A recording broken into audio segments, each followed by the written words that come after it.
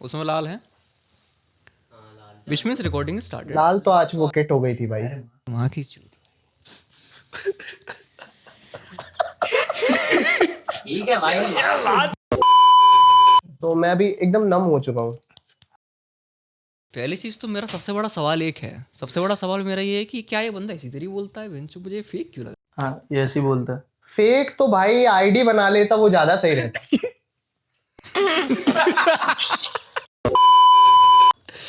हाँ तो ये हमारे योगेश भाई है। पहले तो बहुत मस्ती मजाक हो गया, आज की पॉडकास्ट स्टार्ट करते हैं। हमारे साथ है योगेश भाई, सरनेम मुझे भी नहीं पता, लेकिन ये बंदा इंटेलिजेंट बहुत है।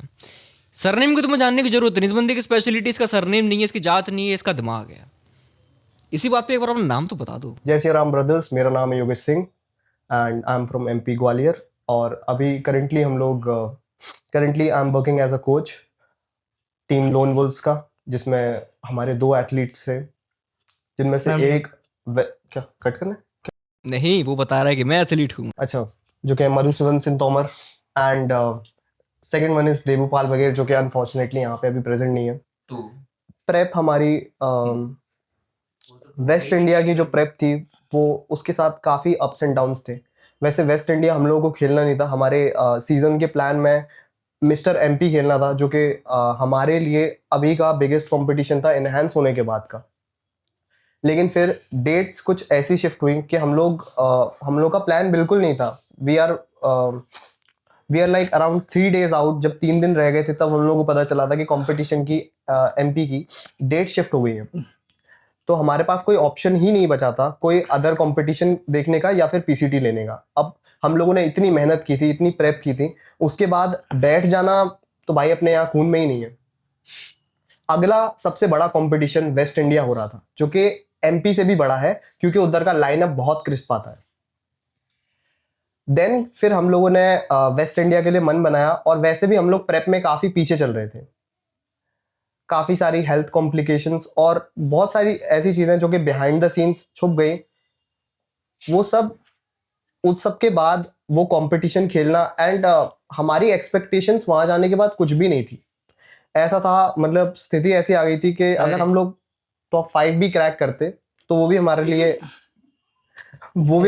ये कोच को एक्सपेक्टेशन नहीं थी भाई, एथलीट को एक्सपेक्टेशन थी। I want to win. नहीं, तो एक बात बताओ, हम लोग जिस चीज़ के लिए प्रेप कर रहे थे, हम लोगों ने जो चीज़ का गोल बनाया था कि हम लोग अभी 4 weeks आउट है from mister MP, and last week में जब हम लोगों ने पीक वीक शुरू किया है, तब वो चीज़ पता चल रही है कि कंपटीशन तो नहीं है, कंपटीशन हैज कैंसल्ड। और अब हमारे पास क्या ऑप्शन है, आसपास कोई कंपटीशन भी नहीं है। और जितने भी कॉम्पिटिशन्स थे, मिसल चंबल वगैरह, वो सारे इससे लो थे। अब पहले से खेल चुका है वो चीज़। ऐसे कंपटीशन में जाकर जीत कर मेडल उठाकर या ट्रॉफी उठाकर कोई फायदा नहीं है। बहुत बड़ा भाई ने इंट्रोडक्शन दिया, बट मैं थोड़ा चीज़ों को क्लैरिफाई करता हूँ। एक्चुअली लोगों ने काफ़ी सारे मेडल्स जीते हैं। यहाँ पर ये जब सांड बैठा है, जब बकचोदी काट रहा है, तब से ये बैठ का पकौड़ा। तो ये वो ट्रेनर है जो अपने आप पे काबू नहीं रख पाता। तो इस ट्रेनर ने इतना काबू छोड़ दिया कि लोगों ने इसको छोड़ दिया, फिर इसने पोपट भाई को खुला सांड बना के छोड़ दिया। Sorry, Carl Tomar, as we speak. ये हमारे कार्ल तोमर ने काफ़ी सारे मेडल्स जीते हैं, मेनली एंड रिसेंटली इन्होंने वेस्ट इंडिया का मेडल जीता है, एंड इन्होंने मिस्टर एमपी का भी मेडल जीता है। ब्रॉन्ज एंड सिल्वर के साथ इन्होंने फतेह हासिल करी है। बट अब बहुत सारे हमारे जो पुराने व्यूअर्स हैं या फिर जो लोकल के लोग, वो सोचते हैं कभी कभी ना किस्मत खराब इतनी भयंकर होती है, या फिर कह सकते हैं थोड़ी सी प्रेप पीछे होने के चक्कर में भी ये चीज होती है। जैसे कि मैं वेस्ट इंडिया में खेला था 70-75 की कैटेगरी में। तो उधर पे जो बंदा विनर था, जो फर्स्ट था ना, उस बंदे को मैंने मिस्टर एमपी में थर्ड कर दिया था। यहाँ के जजेस ने थर्ड कर दिया था। तो जब मैंने पूछा जजेस से कि साइज में मतलब दिक्कत कहाँ पे आई थी, हमारे पॉइंट्स का कट। हाँ, तो पॉइंट्स पकड़ने में, तो जजेस ने बताया था कि मतलब कंडीशनिंग वाइज बहुत टॉप था, पर थोड़ा सा मस्कुलरिटी साइज वाइज भी चाहिए होता है। तो बस कह सकते हैं कि साइज भी अपने पास था, पर अपन फुल नहीं कर पाए थे, क्योंकि सेम डे पे लोडिंग करना और फिर उतना कार्बोहाइड्रेट खा के उसे एब्जॉर्ब कराना बॉडी को, वो भी बिना पानी। वही एक्चुअली वो इंसुलिन सेंसिटिविटी पे भी डिपेंड करता है। हाँ, और इस प्रेप की शुरुआत के बारे में मैं एक चीज़ कहना चाहूँगा which I am very thankful of, कि मैं बहुत ही कंडीशंस ऐसी हो गई थी कि बहुत कुछ पर्सनल इश्यूज के चक्कर में जिम वगैरह मेरा सब कुछ बंद हो गया था। And the last hope of light is powered ने मेरे को बोला कि योगेश तू बस आ जा, तू बस मेरी मदद कर और तू बस जिम आ जा, ठीक है, बाकी हम लोग देख लेंगे। मैंने ठीक है। देन जब मैं जिम गया एंड आई सॉ के पोवर्ड भाई का तो माइंडसेट पहले से ही बहुत स्ट्रांग रहा है इन सब चीज़ों में, सॉर्टेड है, माइंडसेट की कोई कमी नहीं है, बस गाइडेंस गाइडेंस की बहुत कमी थी। उसके बाद जब हम लोग जिम में मिले तो मैंने देखा यार ये तो इंसान बिल्कुल बदल गया है। तब वो ये भूल चुके थे कि एनहांस होने का पर्पस क्या था। मतलब जो उनके अंदर रियल एथलीट था वो कहीं पीछे छोड़ा थे। और इसकी वजह भी एक लड़की थी भाई।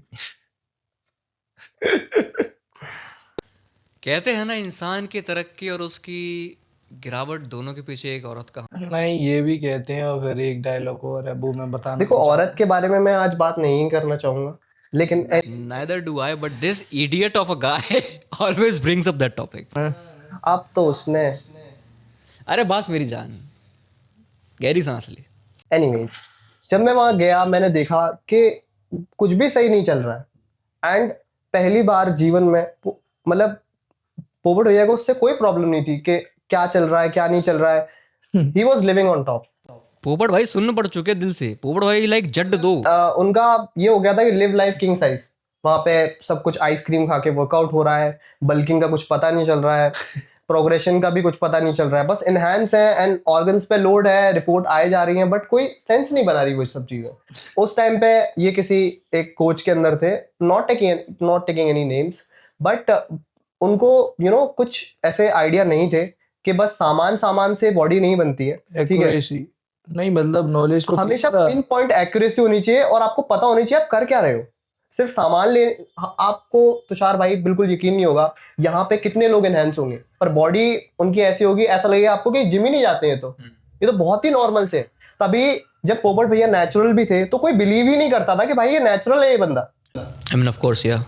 क्योंकि माइंडसेट जो बेसिक स्टफ होता है उसको चेंज ही नहीं कर सकते वेदर यू आर एनहेंस और नॉट, ठीक है। आप नेचुरल भी, आप बहुत अच्छी फिजिक बना सकते हो, उसके लिए आपको एनहेंस होने की जरूरत नहीं है। देन आपको बेसिक स्टफ पे आप फिजिक तो बहुत अच्छी बना सकते हो नेचुरली भी, लेकिन गाइडेंस की कमी होने की वजह से। And that's how we met. 3 साल पहले जब मैं पोपट भाई से पहली बार मिला था तो मुझे लगा था कि कोई बहुत ही टैलेंटेड बंदा है, जेनेटिक फ्रीक है, लेकिन मतलब क्योंकि मैं अपनी आंखों पे बिलीव नहीं कर पा रहा था कि बिना एनहांस हुए, बिना किसी प्रॉपर गाइडेंस के, बिना किसी डाइट के कोई इतना आगे कैसे बढ़ सकता है। उस टाइम मैंने सोचा कि जो भी मेरे पास नॉलेज है मैं उसको इनको देता हूँ फॉर फ्री, ठीक है, बिकॉज वो वर्दी लगे मेरे को ऐसा लगा कि he is the next big thing. And आज मुझे वो देख के लगता है कि नहीं, मैं गलत नहीं था। मैंने अपनी जो भी नॉलेज है, जो भी सब किया, वो सब it's not all for nothing. लेकिन वहां पर जब मैंने उनको दोबारा देखा उस जिम में वो सब मजे करते हुए, तो मुझे लगा यार ये वो पोपट नहीं है जिसको मैंने 3 साल पहले जिसकी आंखों में आग देखी थी, जिसकी आंखों में मैंने सपना देखा था टू बी द बेस्ट। मतलब एक छोटा सा टाइटल था मिस्टर ग्वालियर का, उसको लेने के लिए बंदे के अंदर जो मैंने डेडिकेशन देखी, जो यहाँ पर ऑलमोस्ट किसी में नहीं है। उसके बाद मुझे लगा कि हाँ यार काम किया जा सकता है, हर बार पैसों के लिए नहीं सोच सकते। वर्दी लगा मुझे। रियल बात बोल दिया। इसमें मेरा एक सवाल है, व्हाई इज इट कि जो गैप है ग्रेटनेस का एंड मीडियोक्रिटी कितना बड़ा क्यों है? क्योंकि इट्स बोरिंग। इनके बीच में जो सफरिंग होती है और पेन होता है और प्लस जो प्रोसेस होती है to repeat again and again, all over again, हर दिन बोर होने लगता है आदमी को लगता है क्या करते ही रहना पड़ेगा, क्या इतने में नहीं हो पाएगा। एक बंदे को हमने ट्रेनिंग दी थी, काफ़ी बेसिक सा बंदा था, उसकी हमने रनिंग करवाई थी एंड जिम से थोड़ी बहुत गुड इनफ बॉडी बना दी थी, एवरेज बॉडी। एंड इवेंचुअली वो बंदे ने क्विट कर दिया। पता है रीज़न क्या था? सेम, कि मैं ये जिम से घर, घर से जिम, खाना, ये ज़िंदगी कब तक जीता रहूँगा। And he was fed up with the life. And I think it is somewhat to do with obsession also of the thing. Yes, obsession plays a big role. And इसके पास ऑब्सेशन एंड ईगो सबसे बड़ा point actually पता है think क्या है, mindset यहाँ का ये है कि मैं 3 महीने कर लेता हूँ, जैसे फॉर एग्जांपल जब तक अटकी नहीं होती ना, जैसे मेरी शादी है 3 महीने में, भाई मुझे फिट होना है, उसके बाद क्या? It's not a one day thing, ठीक है, ये एक लाइफस्टाइल है। Body fitness is a lifestyle. Body building आपको डिसिप्लिन सिखाता है जिंदगी भर के लिए, ना कि सिर्फ वो 3 महीने जो आप प्रेप में हो। और वो मैं आई कैन प्राउडली से ऐसा माइंडसेट पूरे ग्वालियर में किसी का नहीं है। माइंडसेट का मीगो ज़्यादा है। ईगो वाली चीज को अगर अलग रख दिया जाए तो प्रेप को लेकर मुझे वो एथलीट जिसके बारे में कुछ भी सोचना नहीं पड़ा, जिसने मेरी हर बात को पत्थर की लकीर समझा और ईमानदारी के साथ जो मैंने बोला वो किया। हालांकि वो भटके बहुत शुरुआत में, लेकिन जब उनने होश संभाला तब उनने वही किया जो सही था। No question asked. उन्होंने कभी मेरे से क्रॉस क्वेश्चन नहीं किया कि भाई ऐसा क्यों, मुझे बहुत भूख लग रही है, मुझे बहुत दर्द हो रहा है, मुझे बहुत क्रैम्प्स आ रहे हैं, कुछ भी नहीं। He just went with it. Bear the pain until the end. इसमें अपने बारे में पोपट भाई कुछ बताओगे? ये ईगो, ये कैरेक्टर, ये माइंडसेट कहाँ से डेवलप होता है? ऐसा ये डिफरेंस कहाँ से क्रिएट होता है? बस जो खुद से 2-3 बातें करते हुए चलो कि एक जगह पे गए, नेचुरल थे, तब खेला, आदमी बोल रहा है यार उसका कुछ नहीं होगा, कुछ नहीं होगा, बस तो वहां पे ना उनसे मतलब मत रहो, कुछ नहीं होगा या उन्हें दिखाना है, नहीं। जिम में या फिर कहीं भी बाहर एक लाइफ में आदमी की खुद से जंग होती है, बस ऑलवेज मी वर्सेस मी, और कोई नहीं, खत्म कहानी। जंग हर किसी की होती है और हर किसी को पता होता है वो जिंदगी में करना क्या है, बट डिस्ट्रैक्शंस इतने होते हैं। तुम्हारी लाइफ में भी डिस्ट्रैक्शंस होंगे। मेरी लाइफ में भी है, उसमें क्या है, every day you face the distractions, so how do you manage these? कुछ नहीं, एक सिंपल सी कहानी होती है, आईफोन के बगल में साइलेंट का बटन आता है, उसको दबाओ और चार्ज पे फोन लगा दो, सो जाओ। डिस्ट्रैक्शन से वो नहीं होते हैं, बाहर निकलते हो, क्रेविंग्स आती है, लोगों को देख के भटकने का मन करता है, चिल मारने का, बिकॉज दिस लाइफस्टाइल देखो कभी भी ऐसा फील नहीं इट होता, ऑल्स कम टू एन एंड के how bad you want it. कभी भी ऐसा नहीं होता कि क्रेविंग्स होती है दूसरों को देख के कि ये इतना अच्छा खा रहा है तो मैं भी नहीं खा सकता हूँ। भाई मेरा माइंडसेट थोड़ा सा डिफरेंट है, कह सकते हैं ऐसा कि मुझे लगता है कि भगवान ने मुझे खुद को तराशने का मौका दिया है, तो मैं खुद को तराशूंगा, है ना। क्योंकि हर दिन, और आदमी को लगता है कि मजे सबसे ज्यादा वो कर रहा है जो हर दिन चाउमीन, फिंगर, मोमोज या फिर ऐसी चीजें खा रहा है। नहीं, बॉडी बिल्डर जितने मजे कोई नहीं करता, क्योंकि बॉडी बिल्डर जानता है वो सबर के बाद जब वो चॉकलेट या फिर मीठा या फिर कुछ भी जब मिलता है ना, वो पानी तक मिलता है, तो आदमी को बड़ी खुशी होती है। बॉडी बिल्डर को सबसे ज्यादा मजे उस चीज के बॉडी बिल्डर ही लेता है। तो इन लोगों को देख के मुझे लगता ही नहीं, क्योंकि ये लोगों के पास रियल टेस्ट ही नहीं है उस चीज का। डोपामिन ड्रिवन है बस। ये दीवानों का खेल है, ठीक है। जब अगर आपके अंदर विल ही नहीं है वो चीज करने का कि आप, क्योंकि तभी हर कोई बॉडी बिल्डर नहीं बन सकता। वो माइंडसेट हर किसी के पास नहीं है। अगर हर कोई बन पाता तो हर किसी की बॉडी भी होती। ये लेकिन फिर ऐसा विल कहाँ से आता है? Is it trauma, is it just pain, और is there any positive side of emotional things also जो किसी को ऐसे विल की तरफ? How good can you convince yourself? कितनी कितनी आसानी से आप अपने आप को कन्विंस कर सकते हो, हाँ, no matter what, I am not going to stop. But convincing के दोनों साइड्स होती है, because if you think about it as overthinker also, if are able to convince yourself कि हाँ मैं आज ये नहीं करूंगा, you can also convince yourself कि आज थोड़ा सा कर लेता हूँ। There is both side of the. ये जो मेंटल बैटल होती है ये वाली कि भाई क्या ही मिल जाएगा एक फिजिक बना के, पर्सनैलिटी भी तो चीज होती है, दिल अच्छा होना चाहिए, या फिर बहुत सारी चीजें ऐसी। लेकिन कोई भी काम करने के लिए when you desperately want it, तो उस काम को ना करने के 100 ख्याल मन में आते हैं, लेकिन करने का सिर्फ एक। अगर आपके पास उस टाइम वो विल है to select the right thing over all the जो भी आप अपने मन में बहाने बना रहे हो।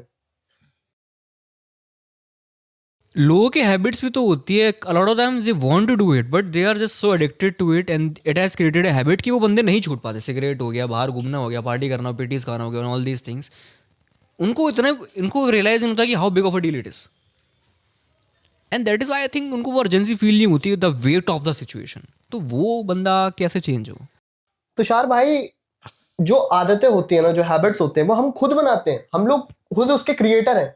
अब क्रिएटर अगर मैं हूं तो डिस्ट्रॉयर भी तो मैं ही हूं, और अगर मैं ये क्रिएट कर सकता हूं तो मैं और कुछ बड़ा भी तो क्रिएट कर सकता हूं। डेफिनेटली, बट लोगों के वो पावर खो चुके हैं। They have come into a realisation. ये कहूंगा लोग भूल चुके हैं पावर। हमारी टीम का नाम लोन वुल्फ इसी वजह से है शायद। एंड द लोन वुल्फ्स हम लोगों ने नाम ही इसलिए चुना था कि लोग चाहते थे कि ये मेरे साथ आएगा, ये मेरे साथ करेगा, तब ऐसा होगा। नहीं, आप अकेले बहुत हो, आपको किसी की जरूरत नहीं है, किसी माइंडसेट की जरूरत नहीं है, डिसिप्लिन यू एंड बस। That reminds me something of the past निगा। इससे पास्ट का कुछ याद आता है मुझे, क्या? लोन वुल्फ्स का ये जो कंसेप्ट है, हाँ। क्या याद आता है? तो उसे मुझे पता है। इससे पहले भी एक जर्नी रही है जो यहाँ तक आए हैं। मुझे भेड़िया शुरुआत से पसंद है। पता है क्या, भेड़िए के पीछे एक इंटरेस्टिंग स्टोरी है। वो हमेशा अकेले ही चलता है। भेड़िया अकेले भी चलता है, प्लस आपको किसी जू में नहीं मिलेगा। भेड़िया कैद में नहीं रहता, आजाद, अकेला। भेड़िया टेम नहीं होता। सो पॉडकास्ट में एक ब्रेक के बाद वापस आ चुके हैं एंड हमने एक चीज़ स्टैब्लिश कर ली है कि मीडियोक्रिटी और ग्रेटनेस नेचुरल ही सही, नॉन एनहेंस्ड, बहुत बड़ा डिस्टेंस है। तो मैं ये जानना चाहता हूँ हमारे सारे ऑडियंस के लिए कि कोई ना कोई ऐसा बंदा होगा सन की जिसके अंदर से चुल होगी, विल होगी एंड इच्छा है कि मैं भी नेचुरल में इतना लेवल का पुश करना चाहता हूँ कि माँ चुद्दू जवानी की गांड फाड़ दूँ। लेकिन अब वो बंदे को पता नहीं होगा बिकॉज तुम जिम में जाके ग्राइंड कर रहे हो सिर्फ and you don't know what है, तुम अंधाधुंध लगे हुए हो तोड़ने में, वो दीवार नहीं टूटेगी तुम्हारी। तो एट दिस पॉइंट आप लोग मुझे बताओ कि वो बंदा स्टार्टिंग से कैसे अपने आप को सेपरेट कर सकता है कि मैं गांड फाड़ दूँ जमाने के, भली natural and regardless of what I need to do. देखो, ये जो मेंटालिटी है, ये अकेले रहने की कि बस करना है, ये मेंटालिटी होने के बाद आपको नेक्स्ट चीज जरूरत है गाइडेंस की। गाइडेंस बहुत ही ज्यादा जरूरी है आपकी जर्नी में, क्योंकि अगर आप अंधाधुंध होके कुछ भी करोगे, अगर आपको इस लेवल का, इस कैलिबर का एथलीट भी बनना है और उसके बाद आपके पास गाइडेंस नहीं है, आप बस सामान के भरोसे, एनहांसमेंट के भरोसे अगर जाना चाहोगे तो ऐसा नहीं हो पाएगा। आपको चाहिए बहुत सारा टाइम, पैसा, उसके साथ में गाइडेंस और उसके साथ में डेडिकेशन। बहुत सारी चीजें मिलके एक एथलीट बनता है। सिर्फ माइंडसेट से या सिर्फ मोटिवेशन से कुछ नहीं होता। मोटिवेशन तो 2-3 दिन रहती है। अगर आपके पास माइंडसेट है, अगर आपके पास वो विल है करने के लिए, आप कुछ भी कर सकते हो उस चीज के लिए, तो आपके पास फिर उससे ज्यादा सिर्फ आपको गाइडेंस चाहिए। गाइडेंस मिलना बहुत आसान है। Hey everyone, so apologies for the past podcast cut. पास वाली पॉडकास्ट एक्चुअली बहुत ज़्यादा मजाक मस्ती बनी थी एंड हमें काफ़ी सारे पार्ट्स कट करने पड़ते हैं एंड टू दिस एक्सटेंट कि मुझे पॉडकास्ट दोबारा रिकॉर्ड करनी पड़ती है। तो हमने कल जहाँ से पॉज किया था, हम आज वहीं से शुरू करने वाले हैं। हमने ये समझ लिया था कि माइंडसेट के महत्व क्या है।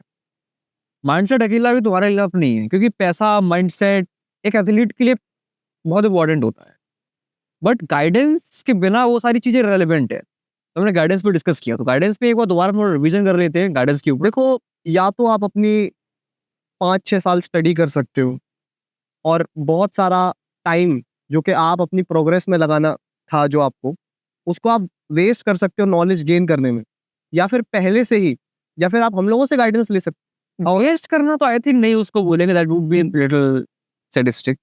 वेस्ट नहीं बोलेंगे, बंदा अपना टाइम इन्वेस्ट कर सकता है, लेकिन देन अगेन अगर तुम्हें वो टाइम बचाना है देन तुम किसी बंदे के पास आ सकते गाइडेंस लेने के लिए, but it would not be considered waste या इन द एंड।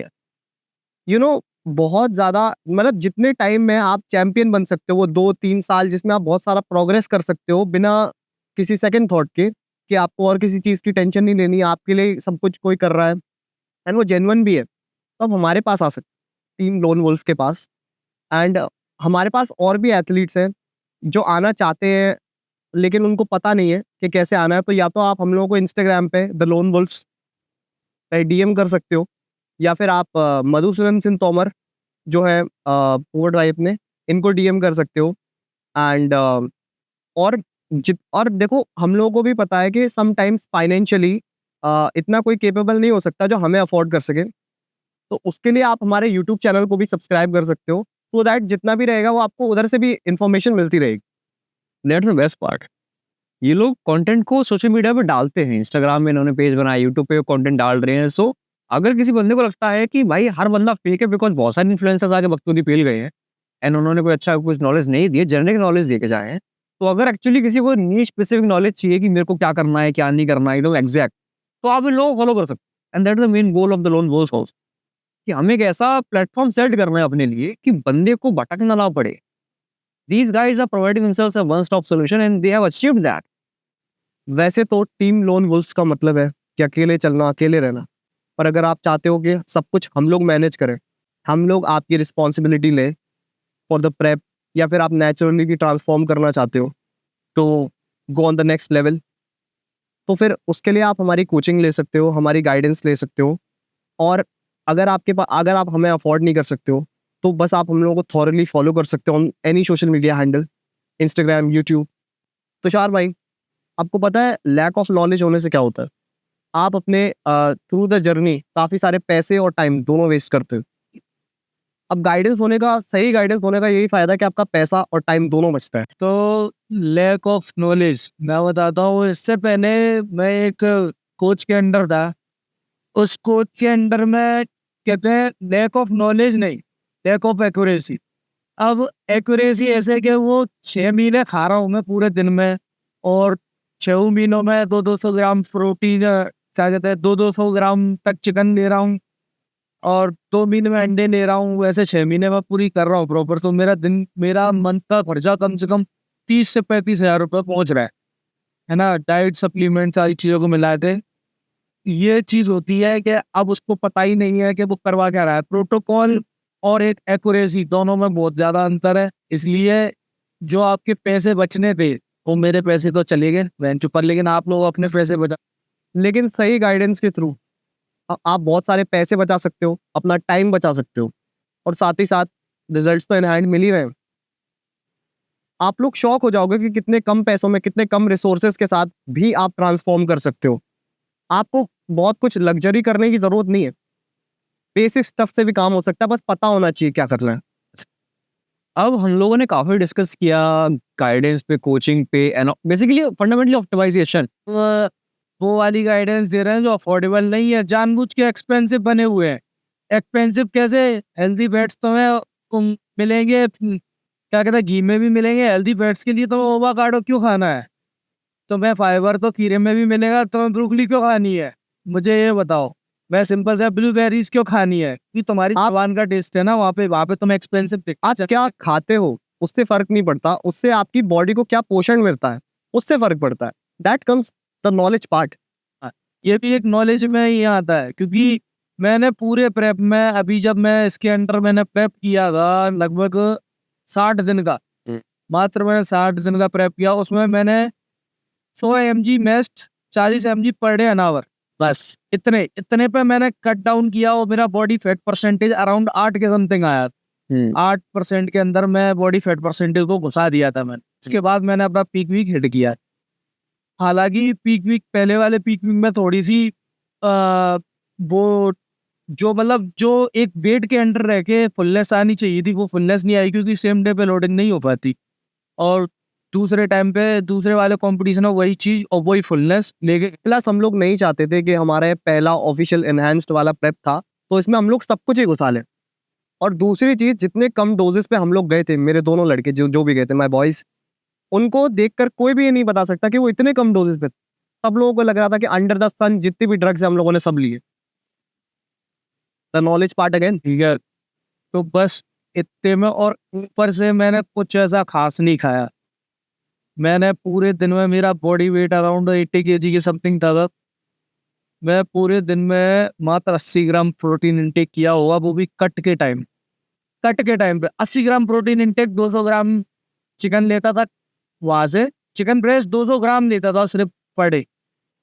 और अंडे थे मेरे टोटल 5 अंडे, बस इतने में मेरा हो रहा था काम। इतने में मैंने कट डाउन कर दिया।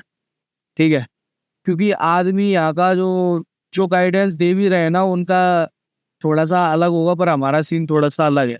हम सोचते हैं कि समय भी बचे, पैसे भी बचे, फिर साथ में तुम्हें एक अच्छी नॉलेज, एक अच्छी डिसेंट ट्रांसफॉर्मेशन दे। इसके लिए हमने बनाई टीम लॉन्ग, ठीक है, जिस पे आप ज्वाइन कर सकते हो।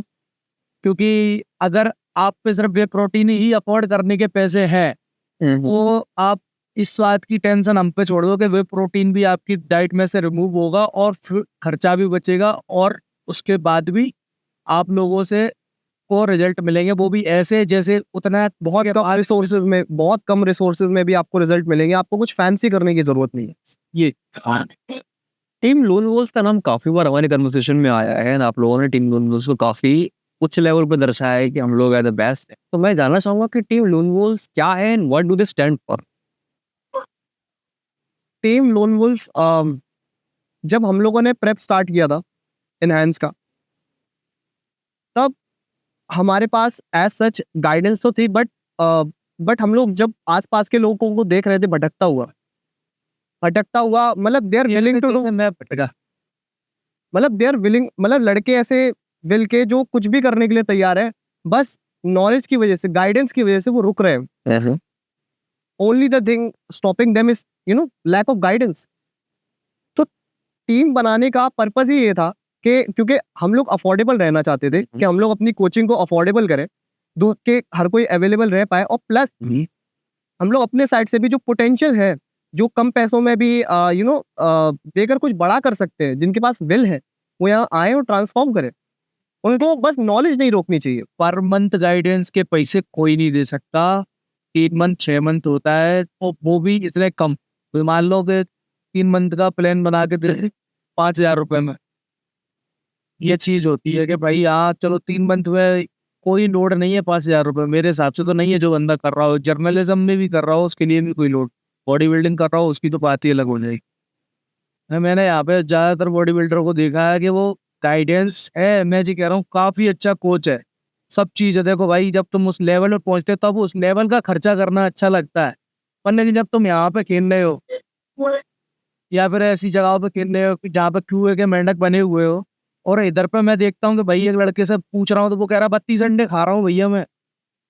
मतलब ये चीज कि वो खर्चा किया जा रहा दवा के, और भाई खेल भी खा रहा है, ऐसे स्टेज पे भी नहीं पहुंचा। ठीक है, मैं उन बॉडी बिल्डर्स की बात कर रहा हूँ। अब फिर उनको भी बुरा लगता है कि मैंने इतना हार्डवर्क किया, इतना क्या पता मैं इस चीज के लिए कभी बना ही नहीं। लोगों को फिर ये फील होता है ना कि मेरे हार्डवर्क की वैल्यू क्या है। फिर वो अपना पोटेंशियल जो उनका निकल के आना चाहिए वो निकल के नहीं आ पाता, बेसिक चीज। क्योंकि जब एक अच्छे कोच के पास जाओगे वो तो तुम्हें ओवरकार्डो ही निकलेगा, जो एक्सपेंसिव, हाँ फैंसी दिखेगा। क्योंकि भाई फिर वो कैसे दर्शाएगा कि वो एक्सपेंसिव है, कैसे दिखाएगा वो एक्सपेंसिव है। उसके भाई साहब जब वो पीछे लगा के बैठा है 56 इंच की लाइट, तो वो कैसे दिखाएगा, इसका खर्चा कैसे निकालेगा, इसका बिल कमी से तो निकालते। बेसिकली बॉडी बिल्डिंग मार्केट में जितने भी कोचेस अपने आप को सेल करने के लिए लोगों को बेफालतू काट रहे हैं, बेफालतू में नहीं। अगर आम आदमी फिटनेस, वो तुम जब किसी बंदे को एक सही रास्ता नहीं दिखा सकते कि हाँ भाई इससे भी काम चल जाएगा, अगर तुम्हारे पास ये चीज अवेलेबल है तो इससे चला लो। क्योंकि हर कोई बंदा जब पहले एक स्टेज पे तो डिसेंट स्टेज पे तो ले जाके खड़ा कर दो उस बंदे को, तब तुम उसके लिए फैंसी करो, तब तक वो खुद उठ जाएगा, उतना आगे खुद बढ़ा चुका हो। मैं खुद ऐसा कुछ, मैंने सच बता रहा हूँ, पीटियां ली है या फिर जो भी किया है। अब मेरे पे जब मैं किसी को बताता हूँ मुँह से कि मैं वेस्टर्न इंडिया में 3rd प्लेस लगाया मिस्टर एमपी, तब आदमी इम्प्रेस्ड होता है। ना ग्वालियर इन सब में खेले, अतरा गया था, खूब अतरा गया भाई। जब तक एक डिसेंट स्टेज पे जाके खड़े हुए तब तक आपकी कोई पीछ नहीं। और ये कोचेस करते कुछ नहीं है, आम आदमी की रीच से बाहर कर देते हैं। यानी यहाँ पे जहाँ पे जो मिस्टर ग्वालियर खेल रहा है, उनको लगता है कि बाकी को कंपटीशन तो मेरे रीच से ही बाहर है, क्योंकि यहाँ पे इतना खर्चा हो गया इतने छोटे से कंपटीशन के लिए, एंड रिजल्ट्स भी कुछ नहीं आ रहे। मैं बहुत सारे ड्रग्स यूज कर रहा हूँ, अंडर द सन जो है मैं सब कुछ यूज कर रहा हूँ, फिर भी मैं कहीं पहुंच नहीं पा रहा हूँ। That's the reason. जब मधुसूदन सिंह तोमर जब नेचुरल भी थे तब भी कोई समझता नहीं था कि अरे यार ये नेचुरल ऐसा कैसे कर सकता है, मैं तो एनहेंस होके भी नहीं कर पा रहा हूँ। बिकॉज उतना ऑब्सेशन किसी के पास है नहीं। ऑब्सेशन प्लस गाइडेंस, दोनों चीजें हैंड इन हैंड चलती हैं। वैसे पर वो एक कोई ना कोई ऐसा रीजन पड़ता है कि आपको गाइडेंस नहीं मिल पाती, या फिर किसी आप खास बंदे से ले रहे होते हैं उससे नहीं हो पाता, तो उस समय ऐसा आता तो फिर ठीक है, मैं तो अब एथलीट हूँ, मुझे तो आगे बढ़ना है, तो मैं दूसरे कोच के पास जाऊँ। अगर दूसरे कोच के पास गया तो वो पर, लेकिन वहाँ पे जाके वो हुआ, फिर मैं वापस आया। वो चीज़ है बस। हालांकि मैं शुरुआत से ही नेचुरल में भी इसी के अंडर गाइडेंस रहा हूँ एक तरीके से। कंपटीशन की हमने काफ़ी बात करी यहाँ पर। कॉम्पिटिशन्स के अंदर I think I was there जब काफ़ी सारे ग्वालियर की फेडरेशन से बात हो रही थी, and they were looking down on us. काफ़ी सारे इशूज आए थे। एक बार ग्वालियर फेडरेशन के ऊपर बोलना चाहोगे क्योंकि मिस्टर ग्वालियर भी खेला है, देखो लेट्स बी ऑनेस्ट हियर, ये रॉ पॉडकास्ट है, मिस्टर ग्वालियर भी खेला, हमने काफी सारे कॉम्पिटिशन्स खेले, बहुत चीटिंग हुई है, ये लोग डिजर्विंग नहीं है, उनको जानबूझ के आगे रखा गया है। आप लास्ट ईयर की बात कर रहे हो तुषार भाई, स्टेज लास्ट ईयर की बात कर रहे हो?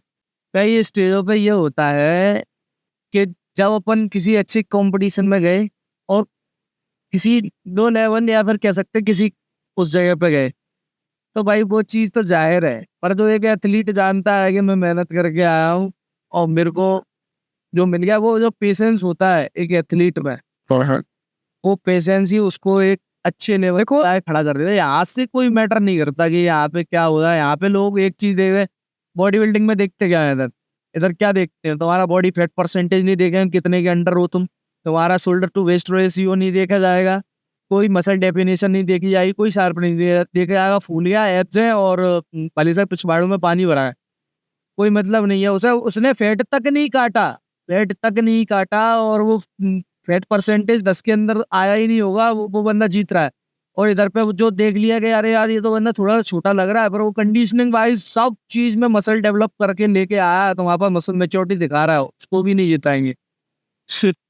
तुषार भाई पता है लास्ट ईयर हम लोगों ने ये सोचा था, भले ही उस टाइम पे हम लोग जो भी हुआ उन चीज़ों के बारे में ऐसा हम लोग कुछ कर नहीं सकते, क्योंकि फेडरेशन में वही जाना है, जो भी चीज़ें हैं सिस्टम के अंदर ही खेलना है। लेकिन सेकेंडली वहाँ लेकिन पता है क्या तुषार भाई, मैंने सोचा था कि अगली बार मार्जिन ही इतना लेके जाएंगे कि तुम नंगी आंखों से देख सको कि भाई ये तो बहुत ज़्यादा डिफरेंस है, जनता लफड़ा करने लगेगी अगर आपने इस बार भी चीटिंग करी। दैट्स द रीज़न जब मैंने डिसाइड किया था कि अब लगता है हम लोग ग्वालियर वाले कॉम्पिटिशन से अब ऊपर उठना पड़ेगा, क्योंकि ऐसे तो हम लोग यही रह जाएंगे।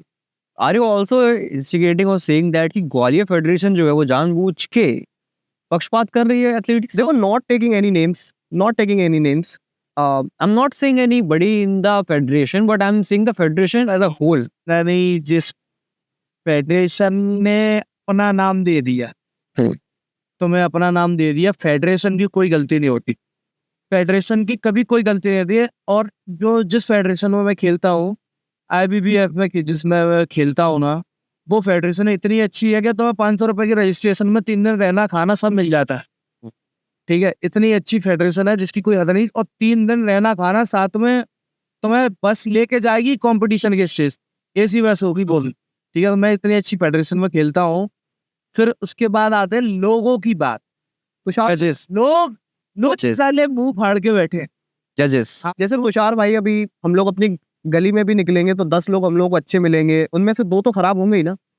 लेकिन 2 कैसे होता है ना, जब ऐसे अगर 10 लोग अच्छे हैं, 2 लोग खराब है, वो 2 लोग एक सिस्टम के अंदर हाइट पे बैठे हुए हैं, दे आर एबल टू जज आवर फ्यूचर, तुम जीत रहे हो, वहां गुस्सा आता है। राइट, तो ये मैंने क्या बोला, बॉडी बिल्डिंग और लाइफ एक अलग चीज हो गई। इधर पे लो लेवल में ही होता है, बॉडी बिल्डिंग में कोई बंदा चीटिंग नहीं कर सकता। बड़े जब वहाँ स्टेज पे खड़े होते हैं ना, और खासकर मैं तो ये जानता हूँ कि इंडिया जैसे लेवल के कंपटीशन पर कोई बंदा चीटिंग नहीं कर सकता। उधर पे कोई किसी का वो नहीं है, किसी भी जज का वो नहीं है कि ये मेरा खास है या ये मेरा खास है, कोई ऐसा। तभी हम लोगों ने सोचा था कि हम लोग एक बड़ा कंपटीशन खेलेंगे जहाँ का मैनेजमेंट भी बहुत अच्छा होगा, जहाँ के जजिंग फेयर होगी जाके। तभी हम लोग वेस्ट इंडिया गए। हम लोग किसी भी लोकल कंपटीशन में जा सकते थे जो छोटा मोटा हो रहा था, उधर का ओवरऑल भी निकाल सकते थे, लेकिन ऐसा कंपटीशन जहाँ लाइनअप क्रिस्प नहीं है, जहाँ की जजिंग पार्शियल है, वहां जाकर कोई हम लोग को बेनिफिट नहीं मिलने वाला। और वहां जाकर वहां का मेडल लेना, ओवरऑल भी लेना, कोई उसका ऐसा कोई बेनिफिट नहीं है, क्योंकि उसकी कोई वैल्यू नहीं रहेगी। अगर वहां पे जजिंग में पार्शियलिटी है, 4 एथलीट्स आके बोल रहे मेरे साथ गलत हुआ, फिर वो लोग फिर तुम्हारे उस मेडल की वैल्यू नहीं है कि आपने भी मेडल चीटिंग से लिया होगा। वो भी है, और साथ ही साथ मैं जिस बच्चे के साथ मैं इधर पे ग्वालियर में पिछले साल खेला था, वो अगर मैं वीडियो दिखाऊं तो आदमी कोई भी बता दे कौन बंदा जीत रहा है। पर लेकिन फिर भी उस बंदे को दिया गया, कहते हैं फर्स्ट मेडल दिया गया, और मेरे को सेकंड कर दिया। मगर मुझे कोई दिक्कत नहीं हुई।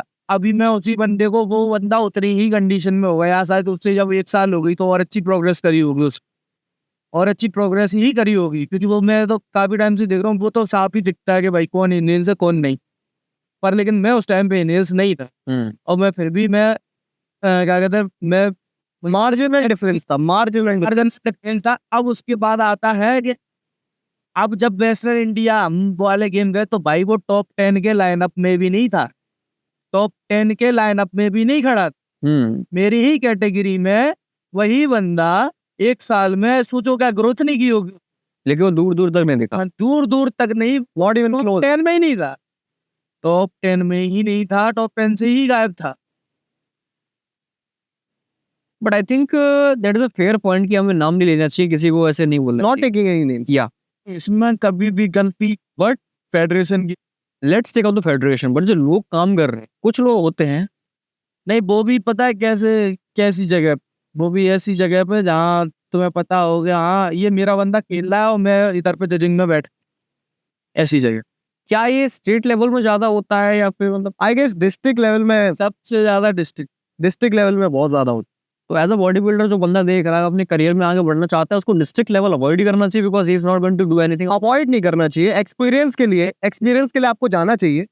लेकिन अपनी जो थिंकिंग है वो अगर स्टेज पे ही जा रहे हो तो किसी बड़े स्टेज की रखो कि मुझे किसी बड़े स्टेज में जाना है, क्योंकि जहाँ कंपटीशन मिलेगा वहीं तो आप ग्रो Grow कर पाओगे, करोगे, ग्रो कर पाओगे। वेस्टर्न इंडिया मेरा मेन टारगेट था जिसे हमने लॉक किया था, या कह सकते हो उससे पहले मैं एमपी मेरा मेन टारगेट था, तो 1-2 कंपटीशन तो खेलने ही थे। अब अगर वेस्टर्न इंडिया से पहले ग्वालियर में कोई कंपटीशन हो जाता, वो भले तक डिस्ट्रिक्ट लेवल का होता, भले तक मुझे पता वहाँ पे कुछ भी हो जाए या फिर कुछ भी हो, कोई भी कैसी भी फेयर जजिंग ना दी जाए, मुझे कोई दिक्कत नहीं थी उससे, क्योंकि मैं एज अ वार्म अप खेलता है इसको, एज अ अपनी बॉडी को वार्म अप करने के लिए। ऐसे ही आप भी लाइफ में डिस्ट्रिक्ट वगैरह से अच्छा खासा वार्म अप ले सकते हो, practice posing everything. Practice posing और क्योंकि एक स्टेज फेयर भी होता है, एक स्टेज फेयर भी होता है जब आप जाते हो, क्योंकि अगर आप पहला कंपटीशन खेल रहे हो, जैसे हमारा तो इस वाले में भी स्टेज फेयर था, बिकॉज हल्का सा, क्योंकि स्टेज बहुत बड़ा था। इधर हमारे लिए बड़ा था, फर्स्ट टाइम के हिसाब से बड़ा था, मैं फर्स्ट टाइम था मेरा ये वाला वेस्टर्न इंडिया था, तो फर्स्ट टाइम भी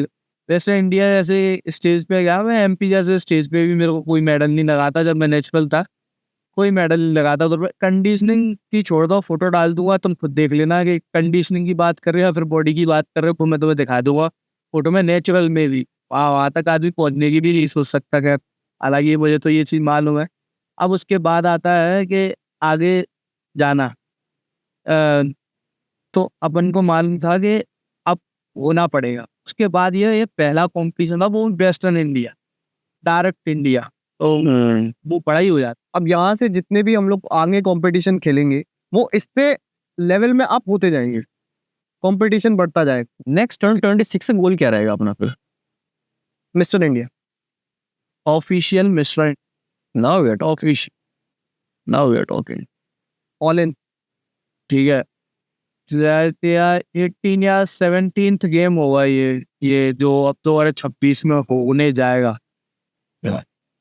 मैं दिखाऊंगा कि कैसे फाड़ते हैं स्टेज, मैं दिखाऊंगा 1 साल में बंदा जो जिसके कह सकते ना भाई नहीं है, इतनी हिसाब किताब नहीं किराए से रह के इस तरीके से तुम्हारी बोलने में उंगली दे के जाता है कि तुम जो नंगा नाच करने में लगे हो कि हाय पैसा, वो पैसा तुम्हें दिखा के जाएगा, तुम्हारा पैसा किसी मतलब को नहीं, ऐसे पैसे पर मुँह देगा जो आदमी आपको एक अच्छी नॉलेज रखता होगा।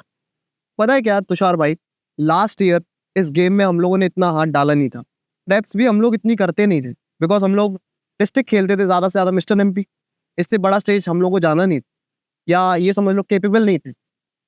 लेकिन अब जब हम लोगों ने इस स्पोर्ट में हाथ डाला है ना, तो अब जो ऊपर बैठे हैं ना उनके हलक से निकलेगा ये हाथ। अब बड़ा हाथ मारेंगे। अब छोटे में खुश होने वाले नहीं है भाई कि यही ग्वालियर में रह जाए या मिस्टर एमपी का टाइटल लेके रह जाए। अरे खुद का पोटेंशियल भाई, हमारा पोटेंशियल अलग, और जो हम जानते हैं कि लोगों का भी अलग है, उनका निकल नहीं पा रहा बाहर, क्योंकि ये कुछ so called coaches and influencer, coach नहीं दुकानदार ज़्यादा, दुकान चला रहे हैं ये अपनी, इन्हें कुछ नहीं आता, ये तुम्हें खिला देंगे, वे प्रोटीन भी खा लो, मांस गेनर भी खा लो, अरे दोनों में खाओ यार।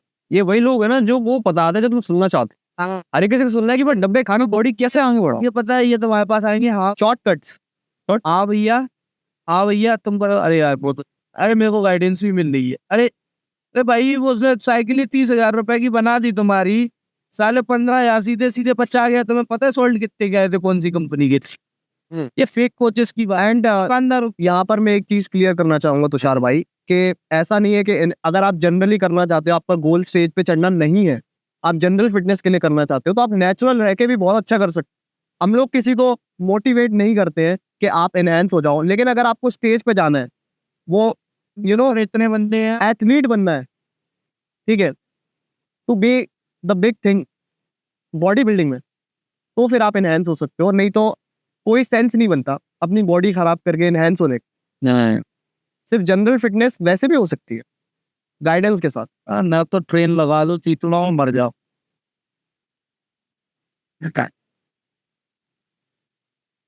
इंटरेस्टिंग।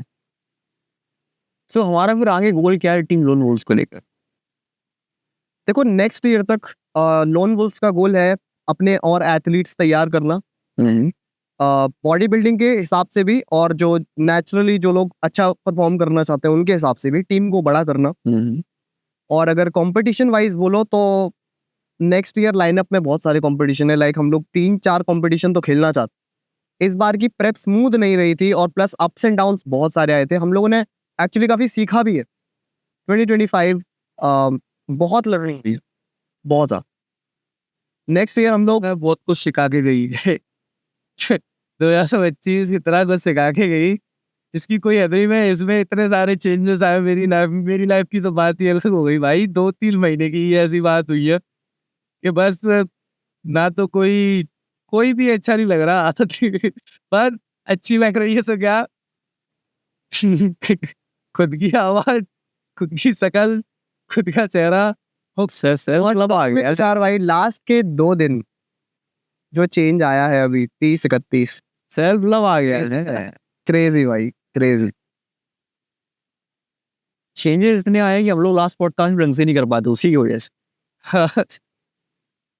एक्चुअली यू नो भाई, हम लोग को हर टाइम सीरियस रहने की ज़रूरत नहीं है। हर टाइम सॉरी हर टाइम हम लोगों को उसमें रहने की ज़रूरत नहीं है। अगर आप डिसिप्लिन्ड हो अपने लाइफस्टाइल को लेकर, तो लोगों को लगता है कि लोग एक्सट्रीम्स में सोचते हैं कि या तो मेरे को बिल्कुल ही एकदम पिन पॉइंट के साथ करना है या तो नहीं करना। प्रेप कर everything has a sweet spot. जब तक वो भी प्रेप पे ले जाते हैं भाई, प्रेप कर देते। अगर आप स्वीट स्पॉट ढूंढ लोगे, life is all about balance. अगर आप स्वीट स्पॉट ढूंढ लोगे जहाँ पे आप फन भी कर सकते हो, सस्टेनेबिलिटी, हम लोग फन करते हुए भी ये सब चीजें कर सकते हैं। आदमी को यकीन नहीं होता। चीट डाइट करते हुए भी थोड़ा बहुत क्रेविंग्स एंजॉय करते हुए बॉडी बना रहे हैं, लोगों को नहीं क्लिक होता। नहीं होता। लोग सोचते हैं एक्सट्रीम्स में, या तो मैं करूंगा या नहीं करूंगा, बीच का पाथ। मैंने पीक वीक में टोस्ट खाए थे एक्चुअली चाय के साथ। एक्चुअली मुझे मत याद दिलाओ, मेरी चाय बंद है इस समय। लगता है आपको भी टीम लोन वोल्फ में आना चाहिए। काफ़ी सारी हमने वैल्यूबल चीज़ें आज की और पिछली पॉडकास्ट से हमने कम्प्लीट करी हैं। आई होप ये पॉडकास्ट फनी, डिस्ट्रैक्टफुल बट कुछ हद तक इंसाइटफुल रही होगी बहुत सारी व्यूअर्स के लिए। नेक्स्ट टाइम हम लोग एक और पॉडकास्ट लाएंगे इनके साथ, बट कुछ समय बाद। Lone wolf we live to dominate but we'll see for that about next time कि कैसे प्रिपरेशन रहती है, क्या करते हैं। बिकॉज टू बी ऑनेस्ट बातें हर कोई देता है, स्ट्रक्चर हर कोई करता है, एग्जीक्यूशन मैटर्स। एंड मैं देखना चाहूंगा हमारे योगेश भाई एंड काल तोमर एग्जीक्यूट कैसे करते, that is where the main sauce is. Next year so for sure, definitely this year, next year नहीं, this year. Today is 1 January 2026, new year के दिन हम पार्टी छोड़ के पॉडकास्ट कर रहे हैं, हम लोग प्लान्स बना रहे हैं, डिस्कस कर रहे हैं जो एग्जीक्यूशन को लेकर, एजुकेशन के ऊपर। So yeah that's going to be one hell of ride and मैं साथ रहूंगा देखने के लिए। आने वाले टाइम में हम एक और पॉडकास्ट करने वाले लोगों के साथ जहाँ पर हम जर्नी को रिकैप करेंगे।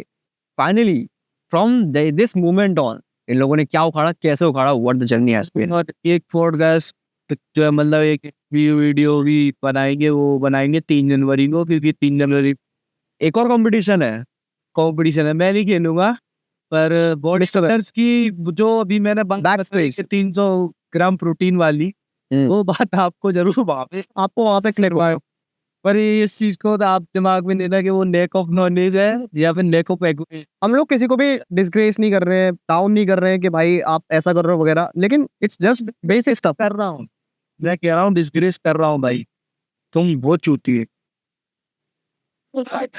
It's fine, this platform is open for all, तुम कैसे भी बात कर सकते हो, because in the end this we have freedom of speech. किसी को नीचा नहीं दिखाना, हमारा गोल कभी किसी को नीचा दिखाना नहीं है। पर्टिकुलर बंदे को टू द पॉइंट बात ही नहीं करी कि तू चूतिया है। हमने एज अ कैटेगरी लोग अवेयर कर रहे हैं कि भाई ये चीज तो चूतिया बनती है। हमने कैटेगराइज किया है कि जो लोग आंख बंद करके फॉलो कर रहे हैं वो लोग बेवकूफ हैं। I think that is okay. वही वाली बात है, अगर आप पैशनेट हो तो आप अपनी रिसर्च क्यों नहीं करना चाहते हो, अपनी पढ़ाई क्यों नहीं करना चाहते हो? ट्रस्ट योर कोच ब्लाइंडली पर make sure your coach is not blind.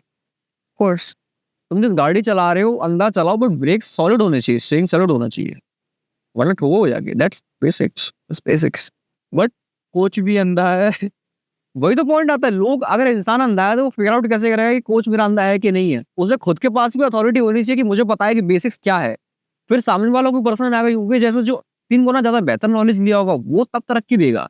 That's what the balance is, कि दोनों साइड से तुम्हें पता है and then there is a person तुम्हें उससे ज्यादा पता है, बट तुम्हें पता है कि वो इंसान गलत नहीं करेगा, बिकॉज अगर गलत करके तुम पकड़ लोगे, this level of authority and balance is what creates success. बिना इसके स्टेबिलिटी नहीं मिलेगी, और बिना स्टेबिलिटी के तुम डगमगाओगे। एंड काफी लोग डगमगाते हैं लाइफ के अंदर, देखो लाइक मैं सही कर रहा हूँ नहीं कर रहा हूँ, ओवरथिंक करते हैं एवरीथिंग। नेवरदलेस मोटिवेशनल वीडियो हम इसको नहीं रखेंगे, विल डू द समझ आता है। अभी के लिए इतना पॉज करते हैं। इंसाइटफुल तो है, डिस्ट्रैक्टफुल भी है, बट होपफुली अगली बार से हम बेटर करेंगे। So let's take it from here. Goodbye. See ya. Happy New Year. Peace out.